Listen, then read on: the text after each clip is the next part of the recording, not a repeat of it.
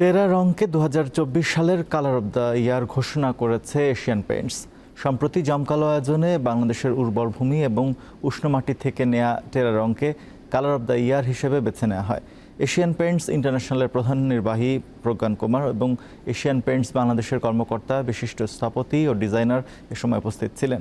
Asian পেইন্টসের প্রধান নির্বাহী জানান, বর্ণিল, মুগ্ধকর ও সংস্কৃতির সঙ্গে মানানসই রংগুলোকে নিয়ে গ্রাহক ও ভোক্তাদের আগ্রহ রয়েছে। এশিয়ান পেইন্টস প্রতিনিয়ত গ্লোবাল ট্রেন্ড এবং সেগুলোর স্থানীয় সম্পৃক্ততা বিশ্লেষণ করে, যা ভোক্তাদের সামগ্রিক চাহিদার প্রতিফলন ঘটায় ও ডিজাইনকে অনুপ্রাণিত করে। আমরা আসলে এই রিসার্চের উপর গুরুত্ব দিই। যত ভালো রিসার্চ হবে আসলে আউটপুটটা তত ভালো হবে। সেই জন্য আমি সাধুবাদ জানাই, এরা আসলে এই গবেষণার উপরে প্রচুর জোর দিচ্ছে।